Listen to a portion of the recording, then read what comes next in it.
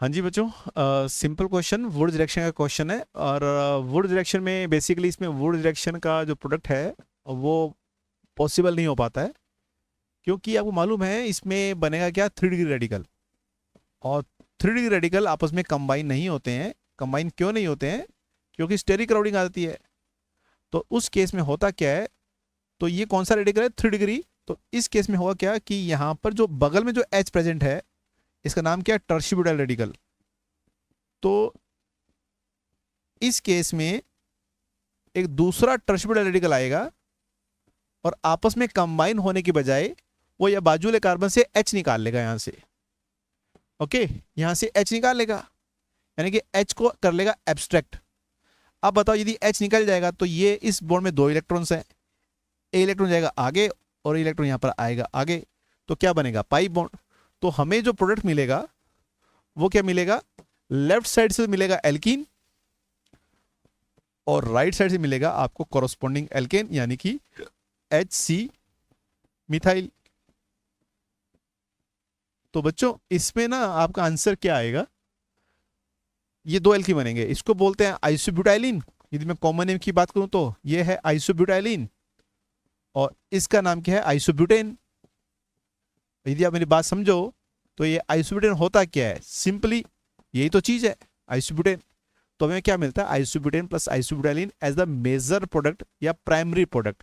Combination हो नहीं पाता है, होता भी होगा तो बहुत ही नेग्लिजिबल अमाउंट में होता होगा। तो 3 डिग्री रेडिकल में कॉम्बिनेशन नहीं पॉसिबल, तो वुड रिएक्शन प्रोडक्ट पॉसिबल नहीं हो पाता उसमें। That's it.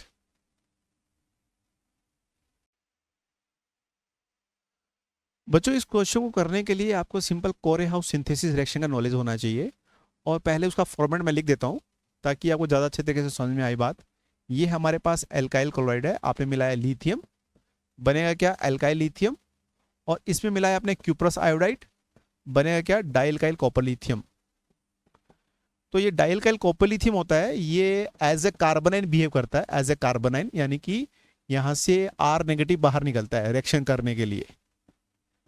तो और ये जब डाइल्काइल कॉपर लिथियम होता है, ये बेसिकली आपका रिएक्शन करता है किसी दूसरे गिवन एल्काइल हैलाइड पे। ओके, और ये यहाँ पे अटैक मारेगा, हैलाइड को बाहर निकालेगा, क्या बनेगा, RR डैश। तो यहां से आएगा R, यहां से आएगा R डैश, दोनों कंबाइन हो जाएंगे। तो ये कोरे हाउस सिंथेसिस है। तो सिंपल सा लॉजिक है, आप इस रिएक्शन पे चले तो यहाँ पे बनेगा टर्शीब्यूटाइल लिथियम, ये बनेगा टर्शीब्यूटाइल, इसको लिख देते हैं बेटर रहेगा ऐसे, Me3C 2 टाइम्स डाइल्काइल कॉपर लिथियम। और जब ये डाइल्काइल कॉपर लिथियम अटैक करेगा इस एल्काइल हैलाइड पे, हैलाइड यहां से बाहर निकालेगा। तो दोस्तों ये इस टाइप से कंबाइन होता आपको दिख रहा है यहां पर। तो ये जो R है, ये R क्या होगा, ये होगा बेंजाइल हैलाइड, यानी कि जो R होगा that will be benzyl halide. तो ऑब्वियसली इसने इस पे अटैक किया होगा तो प्रोडक्ट ये बनाया होगा। That's simple question.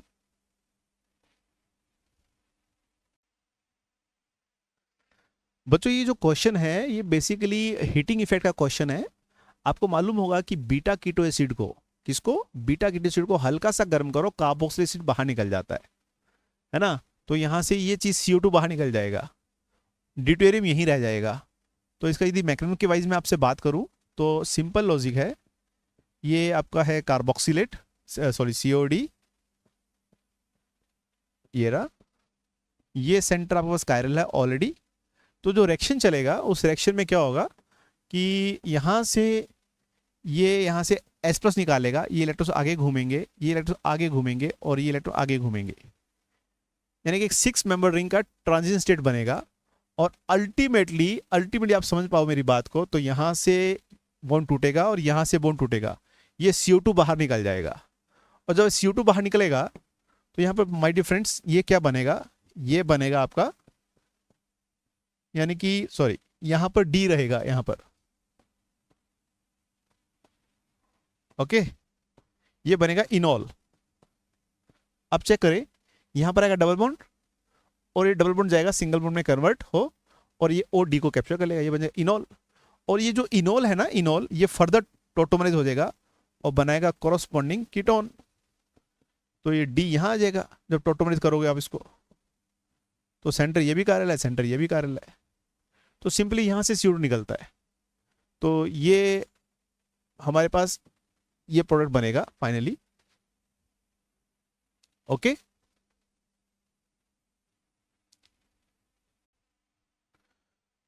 बच्चों इस क्वेश्चन को करने के लिए थोड़ा सा कॉम्प्लेक्स दिखेगा आपको। एक काम करते हैं, पहले स्ट्रक्चर बनाते हैं 135 साइक्लोहेक्सीन का। 135 साइक्लोहेक्सीन। ओके, नंबरिंग करके देखो आप, 1 2 3 4 5 6। तो ये 135 ट्राई मिथाइल साइक्लोहेक्सीन है। जब आप रेडिकल बनाओगे तो आपको मालूम है ये अल्फा पोजीशन है, ये अल्फा पोजीशन है इस डबल बॉन्ड के रिगार्डिंग। ये अल्फा पोजीशन है, अल्फा पोजीशन है। इनको नाम देते हैं, इसको नाम दिया ए, इसको नाम दिया बी, इसको नाम दिया सी। तो आपको करना क्या है, आप तीनों जगह से आप रेडिकल बनाओगे, है ना। तो एक काम कीजिए, आपने जब ए से बनाया रेडिकल तो आपका रेडिकल ये वाला बनेगा और ये जाएगा रेजोनेंस में, इसका RS ये वाला बनेगा जब आप ए से बनाओगे। जब आप बी से बनाओगे, है ना, NBS के लिए आपको रेडिकल तो बनाना पड़ेगा पहले, BR का अटैक करने से पहले। जब आप बी से बनाओगे तो मेरे दोस्त आपको मिलेगा रेडिकल यहां से, और इसका बनाएं आप RS तो आपको रेडिकल मिलेगा, इसका सेकंड RS ये वाला बनेगा। सॉरी, मैं कुछ मिथाइल ग्रुप मैंने ज़्यादा लगा दिया, उसको मैं राइट, जस्ट ए मिनट।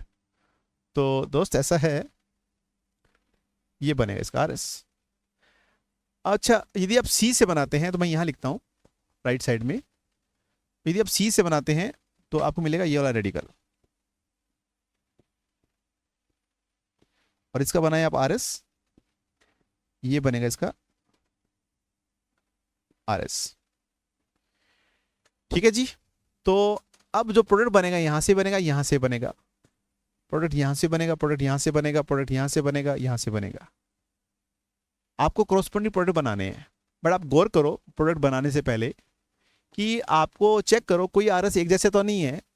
तो you will come to know ये दोनों RS ना इक्विवेलेंट RS हैं, एक जैसे RS है। देखो, चेक करो, ध्यान से चेक करो। आप रेडिकल चाहिए यहाँ लिखो, चाहिए यहाँ लिखो, एक ही बात है। तो ये कहने मतलब क्या है, यदि RS इक्विवेलेंट होगा ना तो प्रोडक्ट आप इससे बनाओ चाहे उससे बनाओ, प्रोडक्ट तो एक जैसा बनेगा। तो हमें ना बेसिकली हमें प्रोडक्ट को एक बार ही बनाना है, डबल काउंटिंग नहीं करना है। आप किसी से प्रोडक्ट बना लो आप, तो इससे बनेगा ये वाला प्रोडक्ट। ओके, सिमिलरली आप गौर करें तो आपको ये भी RS एक जैसा मिलेगा, दिखेगा। तो आप प्रोडक्ट चाहिए यहां से बनाओ चाहिए यहां से बनाओ, एक ही बात है ना। 3 डिग्री रेडिकल है, 3 डिग्री रेडिकल है, बाजू में रेजोनेंस में डबल बॉन्ड है, बाजू में रेजोनेंस में डबल बॉन्ड है, तो ये बात तो एक ही हुई ना यार। तो इससे जो प्रोडक्ट बनेगा, वो जो प्रोडक्ट बनेगा वो ये वाला बनेगा। ये दोनों RS अलग अलग है, तो इनसे जो प्रोडक्ट बनेगा वो अलग अलग बनेंगे। अभी जो क्वेश्चन जो हमसे पूछ रहा है वो कह रहा है कि स्टीरियो केमिस्ट्री को अवॉइड करो, एक्सक्लूडिंग स्टीरियो। तो हम कायरल सेंटर की भी बात नहीं करेंगे, हम GI की बात नहीं करेंगे, हम OI की बात नहीं करेंगे, हम सिंपली स्ट्रक्चर को देखेंगे। तो हमें पता है ये प्रोडक्ट 1 है, ये प्रोडक्ट 2 है, और ये प्रोडक्ट 3 है, और ये प्रोडक्ट 4 है। तो हमें टोटल कितने प्रोडक्ट्स मिलेंगे, हमें टोटल मिलेंगे 4 प्रोडक्ट्स, दैट्स इट।